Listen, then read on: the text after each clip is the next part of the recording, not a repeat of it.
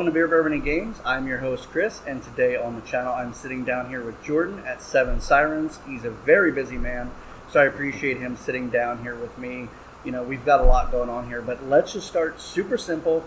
Introduce yourselves and just kind of tell us how you got into the craft beer industry. Gotcha. Yeah, welcome, man. Glad to have you here. Appreciate you coming out. Jordan Serulneck, man. I grew up in the area. Left for the military in 2009. Did 6 years in the Navy. There's a huge craft beer scene in San Diego County where I was stationed. Over 1,000 breweries alone in just that county. So that's kind of what piqued my interest about craft beer. Got into a little bit of home brewing while I was out there, and then one of my shipmates actually ended up opening a brewery out in Long Beach out there, and that's when I kind of got my first dose of experience with actually like, hey, this is something that you can just do. You can just open up a craft brewery. So fast forward. Get out of the military, finish my degree, get a house, all the adult stuff they tell you to do. That all sucked, and I said, let's open a craft brewery. So fast forward, here we are. Fast forward, you've had this brewery, which I looked online. Apparently, this used to be a car garage. Is that true? This building was built in 1890, and there was a lot of different uses throughout the years. Originally, it was an old Bethlehem Steel Company store, and then since then, a bunch of changes of use. Most recently, a parking garage, and before that, an actual mechanic shop. Yeah. Well, as I said, you are busy. We have this location, which is obviously doing well. If you follow them on Instagram, they have a new location that you guys are opening. So what can people expect for both this location and that location overall? At the Easton Silk Mill, right off 13th Street in Easton, it's a whole different experience than we have here. We're going to be open a little bit later here, longer hours, more days of the week. Over there, that's more of a production, storage, and like tertiary tap room. So it's going to be open fewer hours. I mean, this is our soft open weekend, so we're going to be open Friday through Sunday this weekend, and probably for a few more weeks going forward, so we have everything figured out and running smooth. Again, nice little beer garden over there in the alley.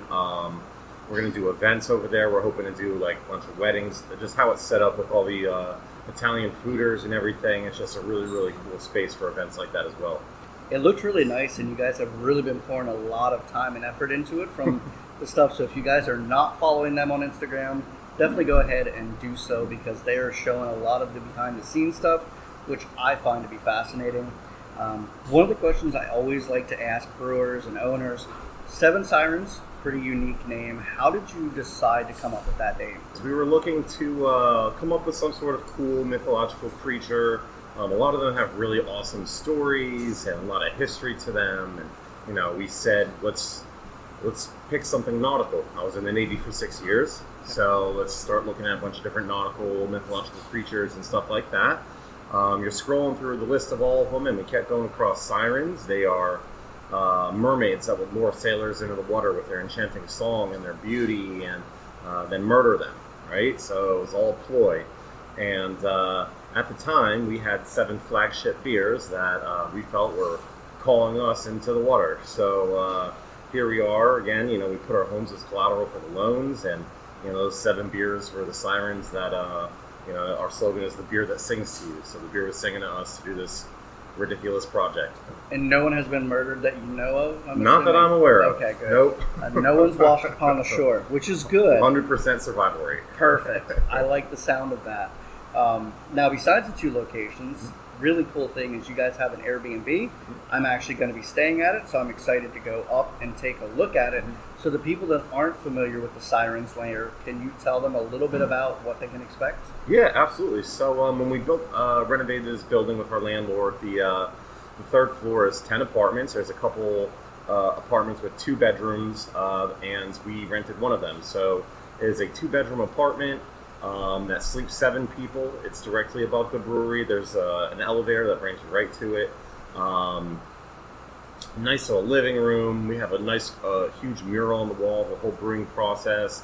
A lot of like Seven Sirens memorabilia and photos from the construction and who we are and where we came from. So it's just like a more kind of intimate view and stay with us here at the brewery. And there are some perks to staying there as well. Do you want to talk a little bit about what you get? Yeah, so you get discounts on your tabs, right? So if you come with 7 people and you drink enough beer, it'll pay for itself. So can't beat that, right? Challenge accepted. Yeah, and then we usually give you a 4 or 6 pack with the room. Bunch of different stuff. A lot of fun. Glad to hear all of that. Now, when I looked online on your website, it stated that Bethlehem was really important to you guys. You wanted to give back to the local community. So what does Bethlehem mean to you, and why, how are you improving this area? We grew up in the area, so Josh and I are both Lehigh Valley natives. We've been coming to Music Fest and Celtic Fest and all these awesome events that the city has our whole lives. So being able to grow up in the area, enjoy everything that Lehigh Valley has to offer, and then come back and contribute to it was very important to us. It's treated us well our whole lives, so we felt we're the next generation to kind of pick it up and keep going. So we do a ton of different events here, between veteran events, or just this past weekend we had a fundraiser for a local dog rescue. We do charity events for the American Cancer Society, for Battleborn is a local veteran organization. We do community cleanup days, just a ton of different stuff all the time. Charity car shows where we donate funds or have people bring food and donate it to New Bethany Ministries, the shelter and halfway home right here, our neighbors.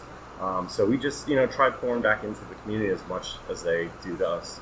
So you guys are constantly looking to innovate. Obviously, you've got plenty of beers on tap.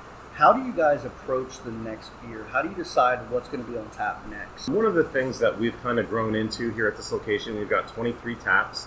So, at first we only had 10 of our own beers on tap. But as, we've been open just over 2 years now.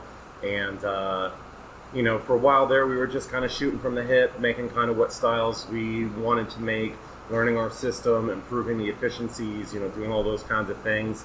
And then we got to a point where, for organizational purposes, we wanted to kind of have dedicated taps to dedicated styles. So between the taps, we'll have 4 different IPAs, we'll have a couple seasonals, we'll have a couple light beers, a couple sours, a couple ciders, a seltzer, hard tea, 2 nitro taps. So we're able to forecast a lot easier, what recipes we need coming up based on, obviously, how quickly those varieties are going.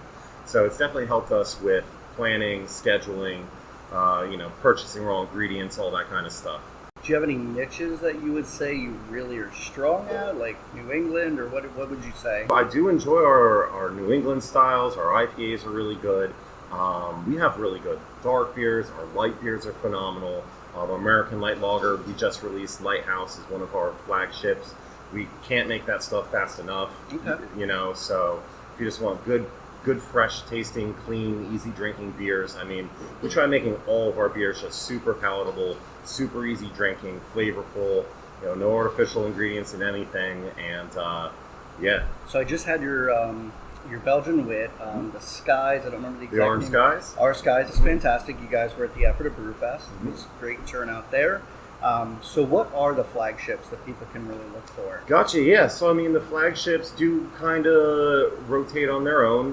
We do have Orange Skies. That is one of our, best-selling, highest-reviewed beers. It's a Belgian wit with, a little bit of coriander, sweet orange peel, bitter orange peel. That one's absolutely delicious. Stargazer is another one of our flagship IPAs. Hands-Free Satchel is one of our flagship IPAs. Let's see, Lighthouse is our American Light Lager. Weekend Warrior is our Pilsner. A little bit of a drier, hoppier bite on that than the Light Lager. Let's see, Cormac's Revenge. That's one of our nitro stouts that we have, that we brew in collaboration with McCarthy's Red Stag. It's actually an Irish bar right here in Bethlehem, and they always wanted a really good, smooth, like chocolatey, velvety, stout on nitro. So we have that one most days of the year. We have our ciders. We keep our ciders going all the time. So, Johnny Appleseed is one of our flagship ciders that we make and remake. And, again, it's like hard to keep up with our ciders. So the ciders are actually yours? Everything we have on our board is made in-house 100%. So you said that you can't keep stuff in stock. So What is your brewing equipment? Do you brew on spot here? So we've got a 7-barrel direct fire system. We got that a couple months after we opened. It was a little bit of a headache with shipping, and it was coming into the pandemic, so it was kind of difficult getting that all situated. But it's all here and running, and we've got 6 7-barrel unit tanks, and then we've got 4 stackable 3-barrel tanks, so that we can do split batch, whether it be for our ciders or our sours. It's easy to just split it between the 2 fermenters, the same volume, and then fruit differently, different adjuncts, stuff like that. And then we have 2 bright tanks to help us carbonate, and then we serve everything from the kegs in our gigantic cold room right through the wall. Do you guys have room to expand that you feel, or are you kind of pushing capacity at this point? When we were looking at this space and coming into this space, one of the first things any brewery owner says is they want more space, they want more room. So with that in mind, we designed the layout of the building to grow into. So since we've opened, we have, we started off with just the 2 fermenters and 2 bright tanks, and we've added, the 4 7-barrels and the 4 3-barrels since then. We have room for 2 more 7-barrels to go in, and we had that plumbed, pretty much from the beginning. So we did all of our own glycol lines and ran all those ourselves. And again, we measured everything out and plumbed everything to just plug and play new fermenters. So as the demand and supply grows, then we have to order up a couple more tanks. We just bring them right in, plug them right in, and it makes things a lot easier having that foresight back then that someday we will need it. Glad to hear that. Never shortage of beer. People love beer no matter how many there are. There's always a demand. I'm glad to see you guys are doing well. I followed you through the entire pandemic. I know you were on some news outlets. You were serving Lunchables, doing what you needed to do. So I'm glad that you are still here. It's awesome to see so many people survive. Now, you did talk about being in the military. So can you talk a little bit about your military history and just kind of some of the things you want to do to give back? I believe you just did the Veterans beer recently. The Veterans Collab. Yep, Veterans Collab. I think this was the 3rd year, 4th year? Yeah, something like that. We've been doing it for a few years now. Yep. So, like I said, I spent 6 years in the Navy. I was stationed on the USS Benfold out of San Diego as a guided missile destroyer. I was a fire controlman on board there, which meant I worked on a lot of the computer automated weapon systems, which kind of helped me after I got out, finish my electromechanical engineering degree, and then coming here, that definitely helps with the processes and the equipment and the programming and all that kind of stuff. So not exactly, shooting drones out of the sky anymore, but, I do get to use some of my experience and technical knowledge, going forward with our brewery itself. And so the brewery's in PA publication, a bunch of great guys over there. Once a year, we do set up a collaboration with a bunch of Pennsylvania owned or operated breweries, right? So we'll all come together, we'll make a good recipe, and we'll sell it at all of our respective breweries, raise a bunch of money. This year we donated to the Keystone Military Foundation, and they're an awesome foundation solely for Pennsylvania servicemen and women and veterans, and they do all sorts of stuff, everything from care packages to school supplies for families and all different kinds of stuff. So they're a very worthy cause, and we're happy to support them this year. I want to thank you for your military service and continued support of the military family. My friend over there off camera is a Marine, a past Marine, but Marine for life, unfortunately. So yeah, so appreciate everything that you guys did, no matter what. Now, talking about the brewing industry in general, who would you say is your biggest influence in this industry? Ooh, that's a good question. We try just learning from everyone. You know what I mean? I think there's so many awesome breweries that are doing such cool stuff. I think it would be a disservice to kind of discredit some and look at just one, because they're all doing such awesome stuff. We have a lot of really great local ones. We're always pushing the boundaries on styles and recipes and even events and what they're doing with their brewery and at their brewery. So, if stuff works for people, we like to, do our little spins on it. If it doesn't work, then we look to not do it and, learn from other people in that sense. We always look at, we like traveling and we like going out of state and we like seeing what different beer markets are doing and what different breweries are doing, because once you leave your area, it's kind of the different perspectives on things and different business models and stuff like that. And, one of the ones that I was absolutely in love with was Tampa Brewing Company down in Florida. And I like just their business model. They have a really nice production facility, multiple tap rooms that they supply with their production facility and also distribute from. So it's a really cool model, and you don't necessarily need to brew on site every single location, but be able to supply your own locations with your product is a really smart model, and something that we're starting to implement as well with our second location. Okay, awesome. I was going to say, kind of with all that said, what is your dream? Obviously, some people like to stay really tight and local. Are you looking to distribute, or kind of what's your plan? Our business model is always kind of, bring people together and celebrate togetherness. And, one of the unique things here is, we don't have any TVs, we don't have anything like that, a bunch of board games, live music, stuff like that, things that we like encouraging togetherness. Now, that business model was all great until there was a pandemic. So that was a little hurdle, and we had to adapt and figure out, our distribution model, and we do, doing all of that in-house. Our goal is to keep having locations in Pennsylvania that do encourage and celebrate that whole mentality of people coming together, having fun, making memories, enjoying good products, and helping the community. So I think that that's going to be a very common theme through our future endeavors here in Pennsylvania. I'm excited to see where you go. The space is absolutely beautiful. It's really cool what you've done with it, especially the wall behind you. Like, we set up purposely because it looks very, very cool. So keep going. Awesome way you're going so far. I love it and the vibe. Now, everyone here that's watching is probably a beer drinker, but for anyone that is not, what do you have here at all your locations for maybe someone that doesn't like beer? Along with our business model of encouraging togetherness and acceptance and all this fun stuff, we decided that we wanted to use our brewing license in its entirety. And we've got cocktails, wine. We do make our own ciders in-house. We make our own seltzer in-house. We have a hard tea that we make in-house. We have obviously non-alcoholic drinks, water, soda, juices, stuff like that. We can make mocktails for people, all that kind of fun stuff.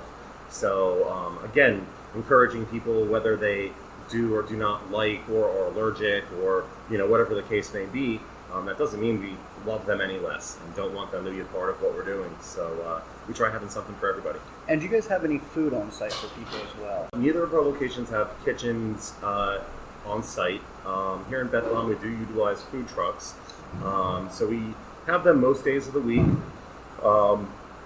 pending sometimes weather or mechanical issues sometimes. But I mean, most days of the week we have food vendors. If not, we'll have bratwursts and stuff like that on deck ready to go, just for some good beer drinking food. Over in Easton, we're working with all of our local partners over there who have kitchens. The Easton Wine Project is actually right in the same building as us, and we share like a service hallway. So we're going to be trying out a new system of them putting a QR code, on tables and customers ordering directly from them and then bringing food over. So we're trying a bunch of different things. It's funny, I do talk to a bunch of different brewery owners, and whether you have food trucks or a kitchen or, it's all a headache. So it's just figuring out which one you want to go with. Running a kitchen is its own other nightmare. Business, yeah. It sucks because people want to eat and they want to drink at the same time, but then having both and having the staff for it is also another headache. And right now, staffing is just a mess. So even having people here is great. So only a few left for you. This is the important stuff, though. Where can people find you? Instagram, Facebook, address, all of that good stuff. If they want to come see you, where do they go? You'll find all of our information on our website, www.sevensirens.beer. People always forget that one. They say .com. Nope, not beer. Then our social media is all the same. Facebook, Instagram. It is at Seven Sirens Beer. Our physical address here in Bethlehem is 327 Broadway in Bethlehem, PA 18015. And then over in Easton, we're at 1240 Simon Avenue, Easton. We are, again, right next to the Easton Wine Project, next to Sirens Brewing, County Seat, Distillery. There's all that stuff's right there in the same complex. So definitely come swing by, check all these awesome locations out. We hope to bring a little bit more traffic for everybody and, expand everyone's opportunities. So, yeah, come check us out. Either locations. We're always at offsite events. Tomorrow we're going to be in Hamburg at a wrestling festival, and then we have a music festival in Kempton, and car shows, and all sorts of fun stuff. So we're all over the community doing all sorts of stuff. I was going to ask if there were any events you wanted to plug, but there you go. Too many. There are nonstop. You're a busy person. So last one here for everyone watching at home. You can tell them anything. What would you like to say to them? Just keep supporting local. Wherever you're at in the country or in the state, small business definitely appreciates you. We all appreciate you. We appreciate everyone's patience in this very weird time coming out of a pandemic, as you said, with staffing and supply issues and all that kind of stuff. So it is nice when the community understands that and treats us with as much respect as we can possibly deliver as well. So just keep supporting local, keep helping your mom and pop shops, in your hometowns, and help your neighbors out. Well, thank you, Jordan, for sitting down with me. I know you're busy. We tried to make this as quick as possible to get through because you've got 20 other things that you need to do right now. So thank you so much. And for everyone watching at home, please come out and support Seven Sirens. If you are not close, go to somewhere close by, support local, like he said. It is imperative that we try to support these people because you never know when someone that you love might not be here. It's extremely important. A lot of people, unfortunately, did not survive the pandemic. So let's go ahead and support the ones that are still here, fighting for their livelihoods, because this is what they did. They went all into this. So very important. If you're new to the channel, think about hitting the subscribe button. Don't forget to leave a like down below. Comment if you've been here. Let me know what your favorite beer is. Until next time, guys, I'll catch you back on the next episode of Beer, Bourbon, and Games.